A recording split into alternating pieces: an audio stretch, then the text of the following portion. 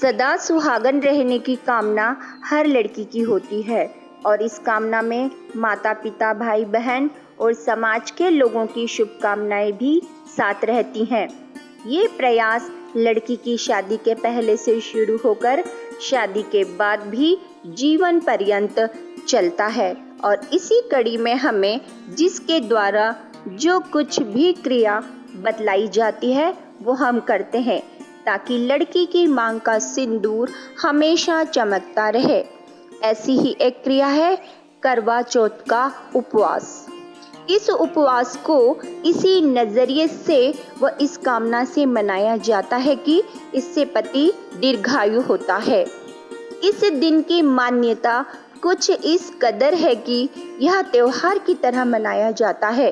बाजारों में भी इस दिन बहुत चहलकदमी होती है। चाहे इस त्योहार को मनाने का तरीका कुछ भी रहे, उद्देश्य एक ही होता है, अपने पति की सुरक्षा। प्रिय दर्शकों, करवा चौथ की क्रिया को बहनें बहुत श्रद्धा से करती हैं, लेकिन इससे इस त्योहार के मूल उद्देश्य की पूर्ति कहाँ तक हो पाती है, यह बेहद विचारणीय विषय है।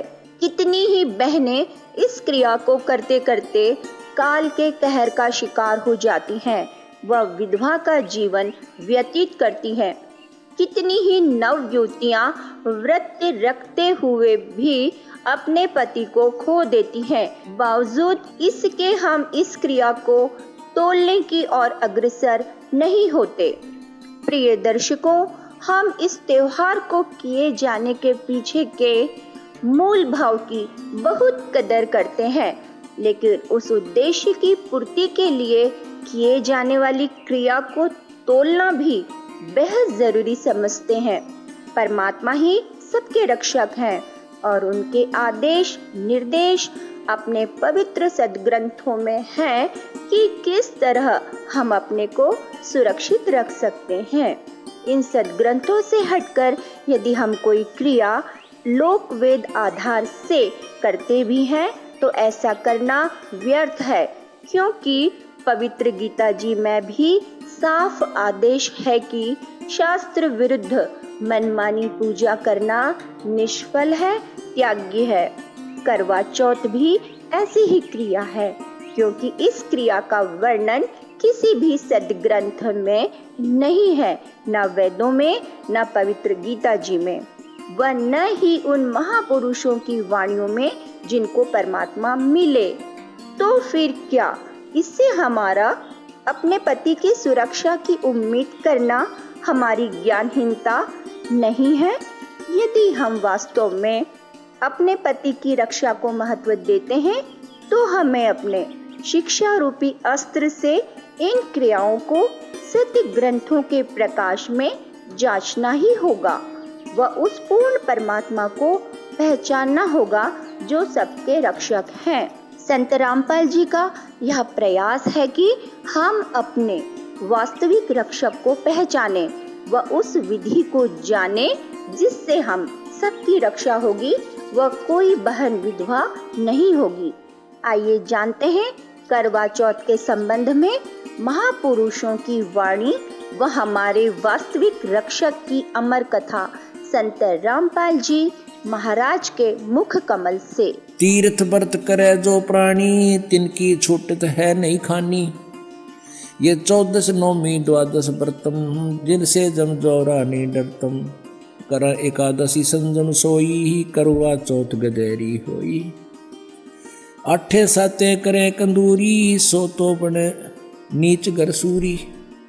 अपने आत्माओं कितनी गजब की बात कही है, भगवान ने कमाल कर रखा है कि ये 14 नौमी द्वादशी का कोई भी किसी प्रकार का व्रत है जो ये करते हो, इससे काल के दूत नहीं डरेंगे, तुम्हारी चोटी पकड़ के ले जाएंगे। ये साधना ठीक नहीं। करें एकादशी संजम सोई, करवा चौथ गदेरी होई।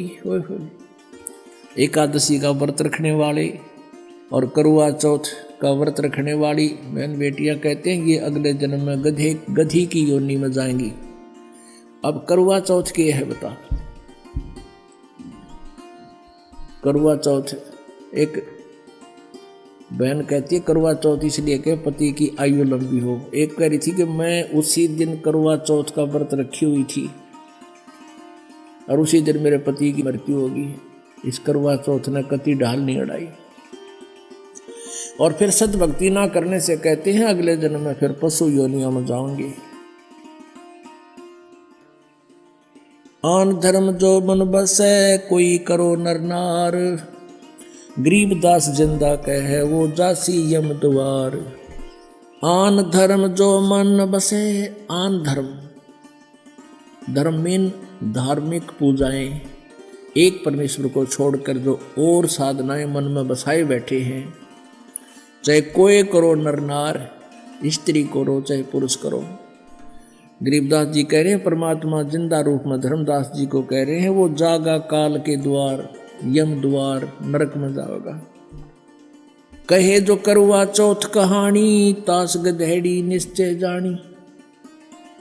अब करवा चौथ को जो कहानी सुनाते हैं ना, कई अनपढ़ माई रखा करती व्रत करवा चौथ का रखते हैं अभी, लेकिन हमारे भक्त नहीं रखते। और वो किसी ने बुला के न्यू कहा करती बेटी या कहानी पढ़ के सुनाइए करवा चौथ की। अब परमात्मा कहते हैं जो करवा चौथ का व्रत रखे वह भी गधी बने, और जो उसने कहानी सुनाओगी वह भी उसी कैटेगरी में होगी।